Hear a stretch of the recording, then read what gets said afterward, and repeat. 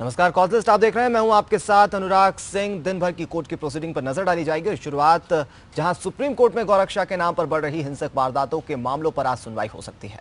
पिछली सुनवाई में सुप्रीम कोर्ट ने केंद्र सरकार के अलावा 6 राज्यों की सरकारों को नोटिस भेजा था, जहां कोर्ट ने मोदी सरकार के साथ राजस्थान, गुजरात, महाराष्ट्र, उत्तर प्रदेश, कर्नाटक और झारखंड सरकार से जवाब तलब किया था। साथ ही जवाब दाखिल करने के लिए इन सरकारों को 3 हफ्तों का वक्त दिया गया था। ये याचिका कांग्रेस नेता शहजाद पूनावाला और तहसीन पूनावाला ने दायर की है। याचिका में दावा किया गया है कि गौरक्षा का दावा करने वाले ज्यादातर समूह आपराधिक गतिविधियों में शामिल है। याचिका में मांग की गई है कि केंद्र और राज्य सरकारें दलितों और अल्पसंख्यकों के खिलाफ हिंसा पर उतारू इन संगठनों पर पाबंदी लगाएं। साथ ही अदालत ने अनुरोध किया गया है कि सोशल मीडिया पर इन संगठनों की ओर से पोस्ट किए जा रहे कंटेंट पर भी पाबंदी लगाई जाए।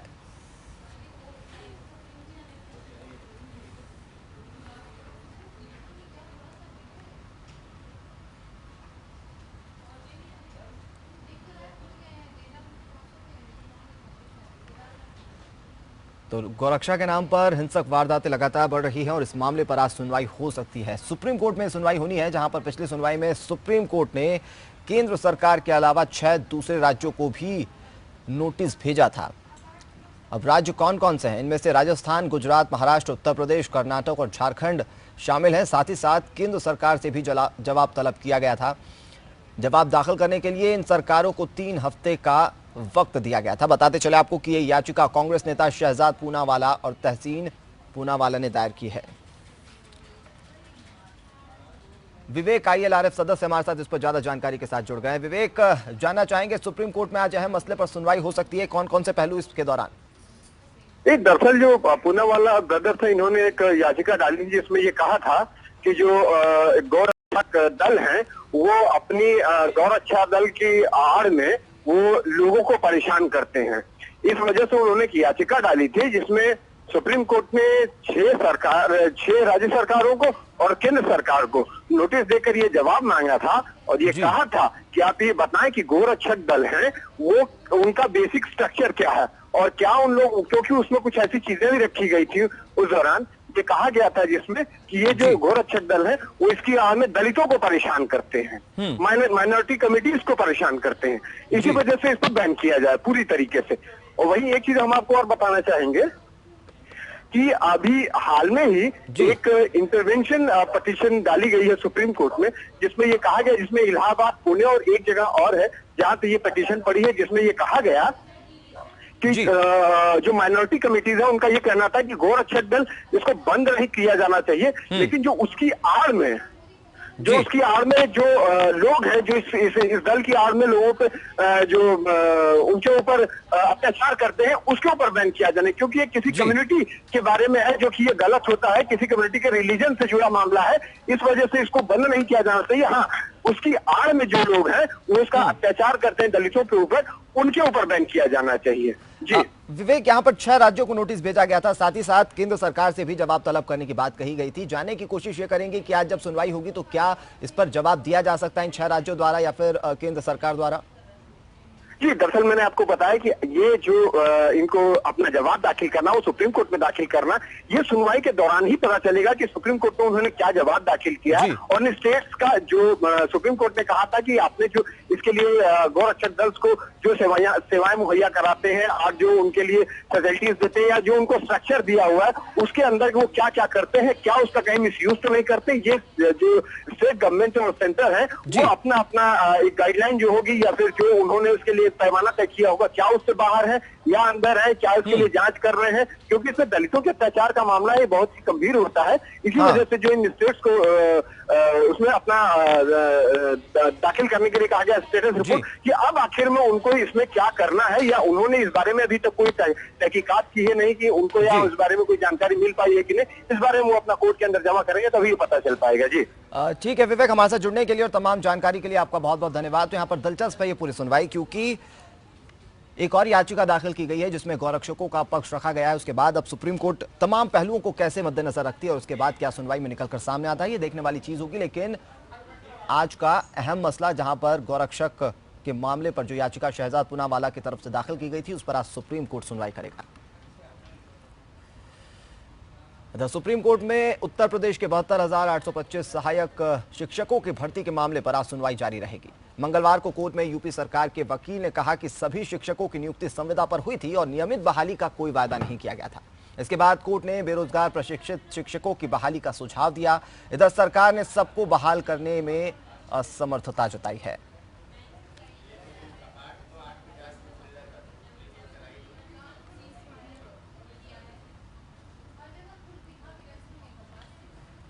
तो उत्तर प्रदेश के 72,825 सहायक शिक्षकों की भर्ती का ये पूरा मामला है, जहां पर इस पर आज भी सुनवाई होगी। बता दें आपको कि कल भी इस मसले पर सुनवाई हुई थी, जहां पर सरकार के वकील ने कहा कि सभी शिक्षकों की नियुक्ति संविदा पर हुई है, यानी कि नियमित बहाली का किसी तरह का कोई वायदा नहीं है।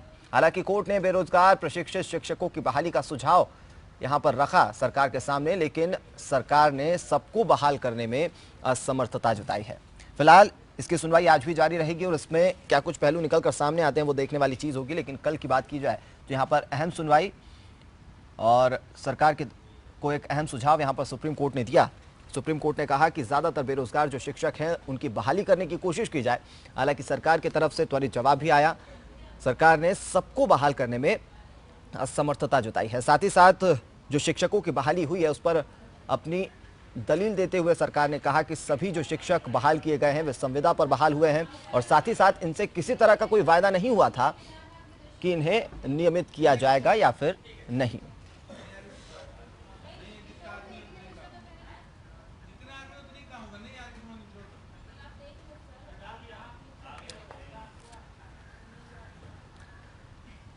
चलिए सीधे लिए चलते हैं आपको केदारनाथ, जहां पर पीएम नरेंद्र मोदी दर्शन के लिए पहुंचे हैं।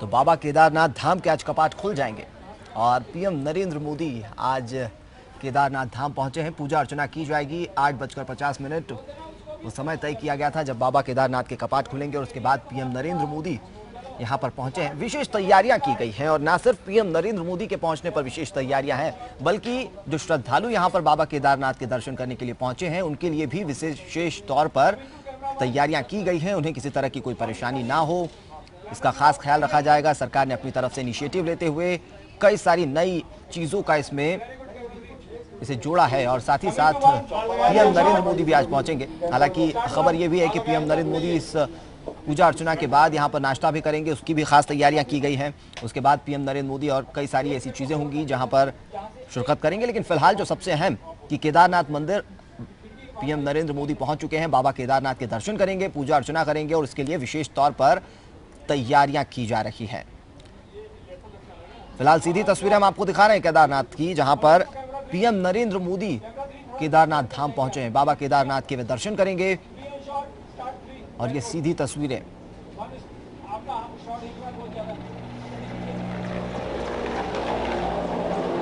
तो आज मंदिर के कपाट खुलेंगे और आज से श्रद्धालु जो हैं वो बाबा के दर्शन कर सकेंगे। फिलहाल पीएम नरेंद्र मोदी जो हैं वो पूजा अर्चना के लिए वहां पर पहुंचे हैं। पीएम मोदी के वहां पहुंचने पर आपको बता दें कि काफी कुछ तैयारियां की गई हैं। इससे पहले जॉलीग्रांट एयरपोर्ट जब वो पहुंचे थे तो सीएम त्रिवेंद्र सिंह रावत भी आगवानी के लिए वहां पहुंचे थे, उनका विशेष स्वागत किया गया और उसके बाद अब वे केदारनाथ धाम पहुंचे हैं। सीधी तस्वीरें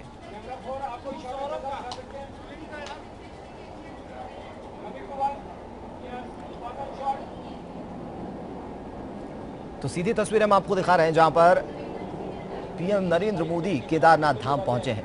भगवान शिव का रुद्राभिषेक होगा और इसमें पीएम नरेंद्र मोदी शामिल होंगे। साथ ही साथ यहां पर कई श्रद्धालु जो हैं इस मौके का इंतजार कर रहे थे। आज उनका इंतजार जो है वो खत्म होगा क्योंकि बाबा केदारनाथ धाम के कपाट आज खुल गए हैं।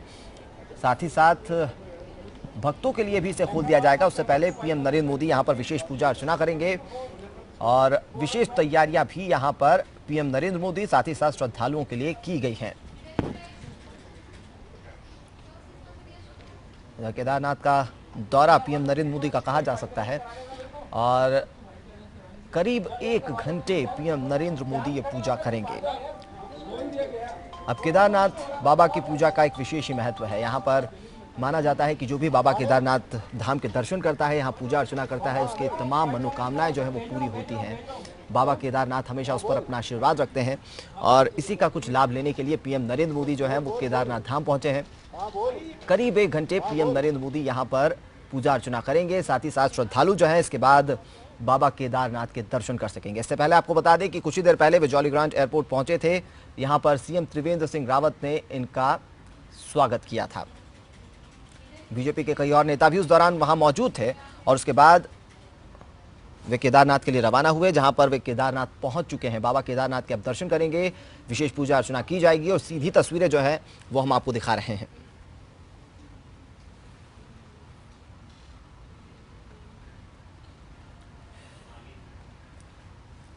तो जो श्रद्धालु यहां पर बाबा केदारनाथ के दर्शन नहीं कर सका है उनके लिए ये सीधी तस्वीरें हैं, जहां पर पीएम नरेंद्र मोदी तो पहुंचे ही हैं, साथ ही साथ श्रद्धालुओं के लिए भी यहां पर विशेष व्यवस्थाएं की गई हैं। पीएम नरेंद्र मोदी यहां पर पूजा अर्चना करेंगे, करीबन 1 घंटे की पूजा अर्चना होगी। जो पंडित हैं धाम के, उन्होंने विशेष यहां पर तैयारी कर रखी थी। भगवान शिव का रुद्राभिषेक पीएम नरेंद्र मोदी करेंगे, जलाभिषेक होगा और इस करीब 1 घंटे की पूजा अर्चना के बाद श्रद्धालु यहां पर जो है वो दर्शन कर सकेंगे। सीधी तस्वीर हम आपको दिखा रहे हैं केदारनाथ धाम की।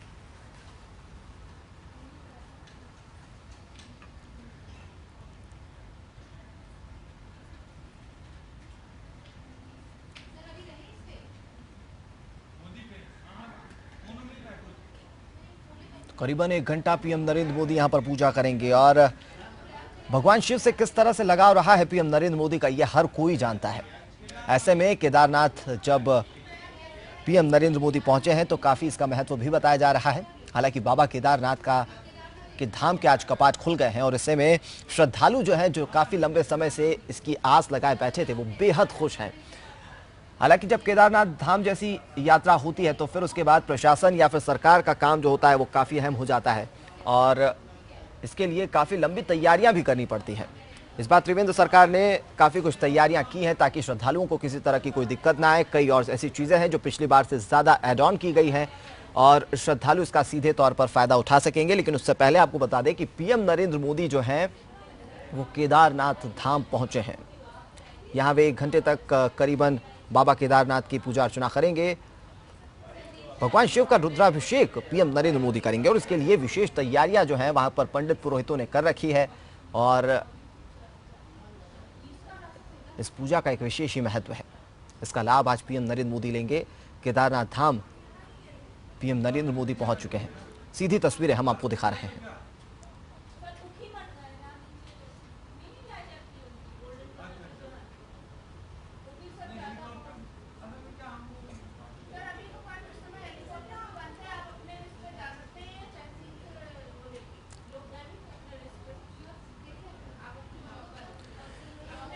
तो उत्तराखंड के केदारनाथ से सीधी तस्वीरें हम आपको दिखा रहे हैं, जहां पर केदारनाथ धाम पीएम नरेंद्र मोदी पहुंचे हैं। काफ़ी कुछ तैयारियां यहाँ पर, काफ़ी उत्साह कार्यकर्ताओं में भी पीएम नरेंद्र मोदी के इस केदारनाथ दौरे को लेकर। लेकिन यहाँ पर भगवान शिव के दर्शन करने पीएम नरेंद्र मोदी पहुंचे और भगवान शिव से उनका जो लगाव रहा है वो हर कोई जानता है, चाहे वो काशी का हो, चाहे वो और दूसरी जगहों का हो। वो भगवान शिव के दर्शन करते हैं और भगवान शिव की जो कृपा है वो सब पर बनी रहती है। फिलहाल पीएम नरेंद्र मोदी की बात की जाए तो यहाँ पर 1 घंटे तक पूजा अर्चना करेंगे पीएम नरेंद्र मोदी। इसमें भगवान शिव का रुद्राभिषेक भी शामिल होगा।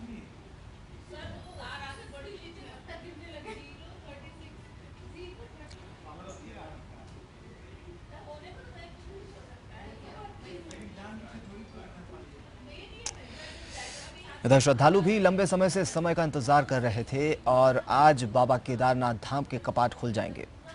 आज से हर श्रद्धालु जो है वो बाबा केदारनाथ के दर्शन कर सकेगा और पीएम नरेंद्र मोदी भी पहुंचे हैं।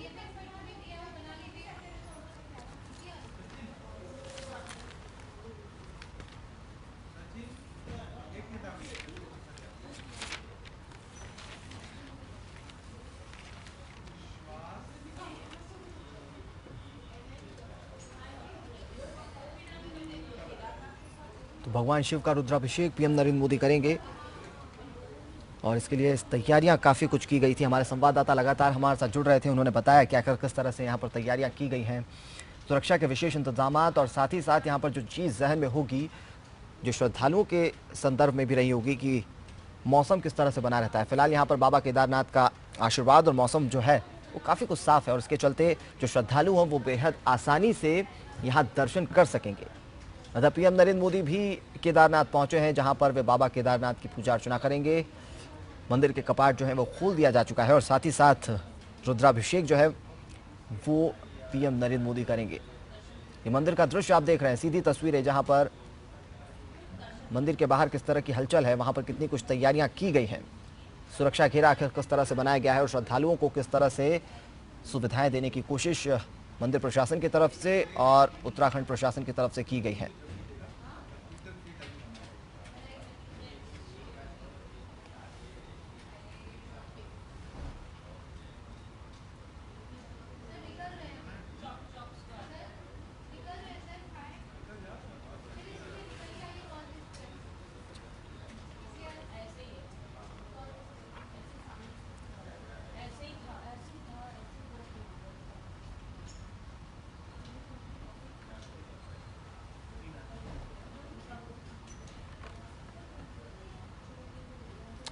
चलिए एक बार फिर से रुक करते हैं कोर्ट की खबरों का, जहां सुप्रीम कोर्ट में पैन के लिए आधार कार्ड की अनिवार्यता के बारे में दायर याचिका पर आज सुनवाई होगी।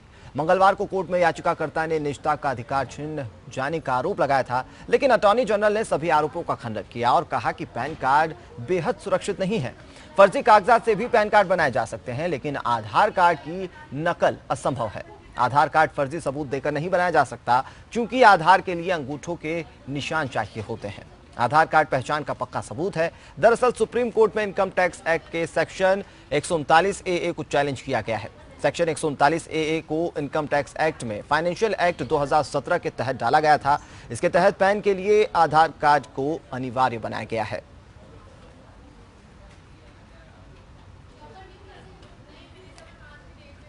तो इस मसले पर सुनवाई जो है वो लगातार जारी है, जहां पर पैन कार्ड सुरक्षित नहीं है, ये चीज कही गई सुनवाई के दौरान। याचिकाकर्ता ने निजता का अधिकार छिन जाने का आरोप लगाया था, क्योंकि पैन कार्ड के लिए आधार कार्ड को अनिवार्य बनाया गया है। हालांकि दलील ये दी गई कि आधार कार्ड जो है वो सबसे ज्यादा रिलायबल है, क्योंकि इसमें अंगूठों के निशान होते हैं, बायोमेट्रिक होता है ये, और इसके चलते किसी तरह की कोई धोखाधड़ी या फर्जीवाड़ा इसके तहत नहीं किया जा सकता और इससे पैन कार्ड भी जो होगा वो पूरी तरह से सुरक्षित होगा, पूरी तरह से रिलायबल होगा। हालांकि याचिकाकर्ता के अपने इस पर कुछ अलग पक्ष हैं। कल भी इस पर मामले पर सुनवाई हुई थी और आज भी इस मसले पर सुनवाई होगी।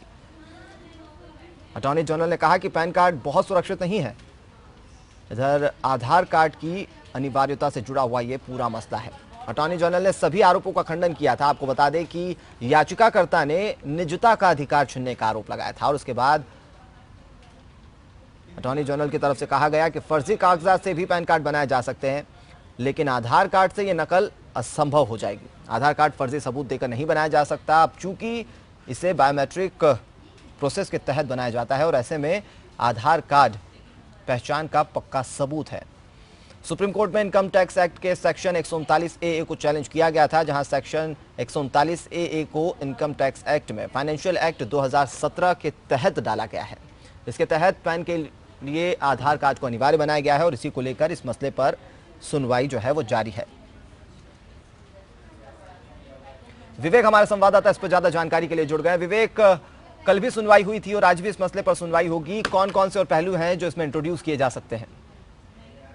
दरअसल जो ये पूरा मामला है आधार कार्ड का 139 AA के तहत शुरू होता है। उसमें क्या है कि सबसे पहले इसको जो जब ये लॉ बन रहा था, लॉ मैंडेट हो गया, जब ये लेजिस्लेशन ने पास कर दिया तो इसके लिए आधार कार्ड मैंडेटरी हो गया, क्योंकि हर एक इंसान को आधार कार्ड बनवाना है। और सरकार का ये सोचना था कि इसके बन जाने से हर एक चीज को हम आधार से लिंक कर सकते हैं, जिससे कि एक यूनिफाइड एक आइडेंटिटी बन जाएगी, तो आदमी कुछ चीजों से बच सकता है। हाँ। उसके लिए उसको लाया गया था, उसको लॉ बनाया गया और उसको मैंडेटरी किया गया।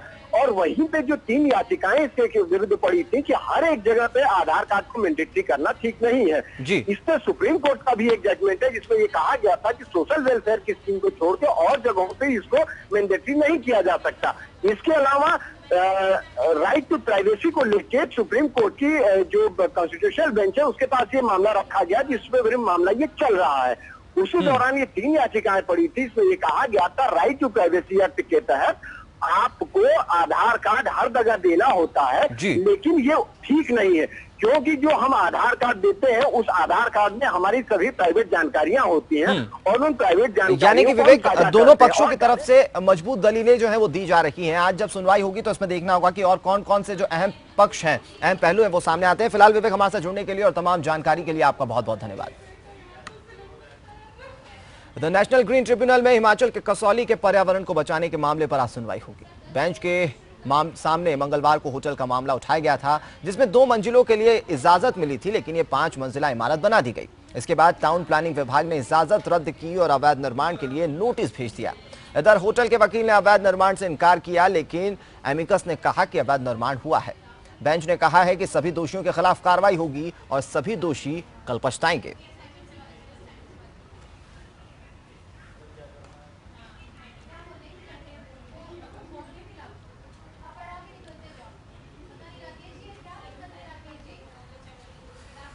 इधर हिमाचल प्रदेश के मुख्यमंत्री वीरभद्र सिंह के खिलाफ चल रहे आय से अधिक संपत्ति के मामले में आज सुनवाई होगी, लेकिन पिछली सुनवाई में इस मामले में एक नया मोड़ ले लिया। दिल्ली की अदालत में वीरभद्र सिंह की पत्नी प्रतिभा सिंह ने अदालत में सुनवाई से पहले ही अपनी याचिका वापस ले ली थी।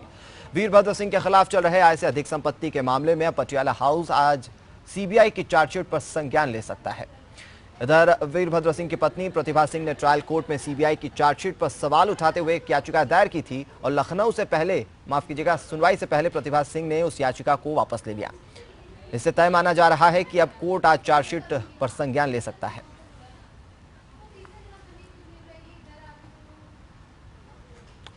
इधर 3 तलाक की कुरीति को खत्म करने की याचिका पर हाईकोर्ट की लखनऊ बेंच सुनवाई कर सकती है। इस याचिका में तर्क दिया गया है कि तलाक, हलाला और बहुविवाह एक धर्म विशेष की कुरीति है और तत्काल प्रभाव से इस पर रोक लगा देना चाहिए।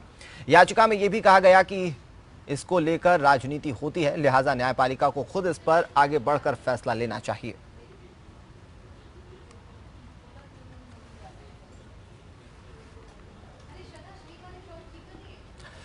द मीट चॉप के लाइसेंस नवीनीकरण को लेकर दायर याचिका पर हाईकोर्ट की लखनऊ बेंच आज सुनवाई करेगी। पिछली सुनवाई में याचिकाकर्ता के अधिवक्ता ने तर्क दिया था कि सरकार को मीट दुकानदारों के रोजगार को लेकर भी संवेदनशील होना पड़ेगा। राज्य सरकार पहले ही कह चुकी है कि बिना बूचड़खाने के लाइसेंस के नवीनीकरण नहीं हो सकता।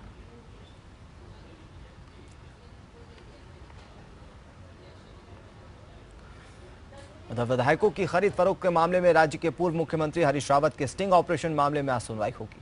पूर्व मुख्यमंत्री हरीश रावत ने याचिका दायर कर स्टिंग मामले की सीबीआई जांच रद्द करने का आग्रह किया है। याचिकाकर्ता के अनुसार इस मामले की सीबीआई जांच का कोई औचित्य ही नहीं है। मामले की जांच के लिए राज्य सरकार द्वारा एसआईटी का गठन किया गया है।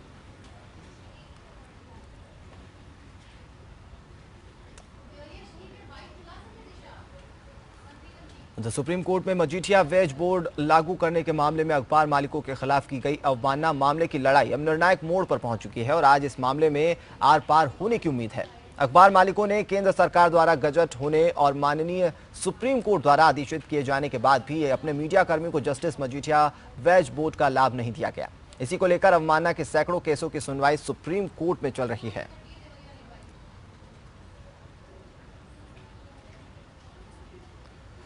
बॉम्बे हाईकोर्ट ने एक वरिष्ठ नागरिक की याचिका पर भारतीय स्टेट बैंक से आज जवाब मांगा है। याचिकाकर्ता की मांग है कि बैंक उनकी पत्नी की कैंसर की दवा आयात के लिए 6 लाख रुपए दे। याचिकाकर्ता की पत्नी बैंक की कर्मचारी थी। साथ ही याचिका में मांग की गई कि कोर्ट बैंक को यह निर्देश देकर ये ब्याज सहित लागत दिलवाए।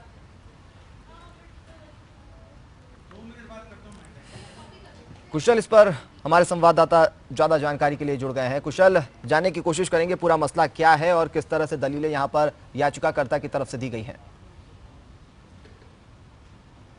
ये जो है उन्होंने कहा कि उनकी पत्नी 1983 से 2015 तक बैंक की एम्प्लॉय थी और 2015 में उनकी डेथ हो गई और उनका कहना है कि इनके जो कैंसर की मेडिसिन है, रीइंबर्समेंट फीस है इन्वेस्टिगेशन फीस है, इसका टोटल 6,33,000 रुपए के आसपास जो हुआ था, उसका उन्होंने कहा है कि बैंक ने उन्हें रिफंड देना चाहिए, क्योंकि जब उनकी डेथ हुई वो बैंक की एम्प्लॉय थी और जिस तरह से इन्वेस्टिगेशन फीस उन्होंने कहा है वो रिफंड करनी चाहिए, क्योंकि बैंक की तरफ से उन्होंने कहा जा सकता है एक तरह से लापरवाही थी। तो उनका कहना है कि ये फीस उन्हें रिफंड देनी चाहिए, क्योंकि बैंक ने अभी तक इस पे उन्होंने रिक्वेस्ट भी की, लेकिन ठीक है, उस पर आज जवाब जो है वो बैंक को दाखिल करना है। देखने वाली बात होगी कुशल की क्या कुछ जवाब यहाँ पर बैंक की तरफ से, क्या कुछ दलीलें दी जाती है। फिलहाल हमारे साथ जुड़ने के लिए और तमाम जानकारी के लिए आपका बहुत बहुत धन्यवाद।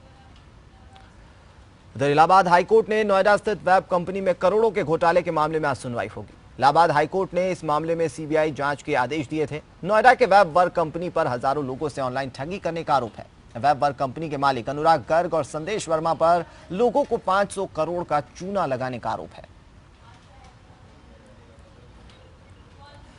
इलाहाबाद हाईकोर्ट ने चंद्रपाल नामक एक शख्स की याचिका पर मथुरा के जिला एवं सत्र न्यायाधीश से स्पष्टीकरण मांगा है। इस मामले पर इलाहाबाद हाईकोर्ट में सुनवाई होगी। हाईकोर्ट ने जमानत अर्जी के फैसले में अनावश्यक रूप से देरी करने के मामले में मथुरा के जिला एवं सत्र न्यायाधीश से स्पष्टीकरण मांगा है। दरअसल याचिकाकर्ता चंद्रपाल पर हत्या के प्रयास का आरोप है और उसे पुलिस जांच में क्लीन चिट मिल चुकी है। साथ ही इस मामले में सह आरोपियों को भी जमानत मिल चुकी है, लेकिन उसे अब तक जमानत नहीं मिल सकी है। जबकि इस मामले में इलाहाबाद हाईकोर्ट ने जमानत अर्जी पर सुनवाई के निर्देश दिए थे।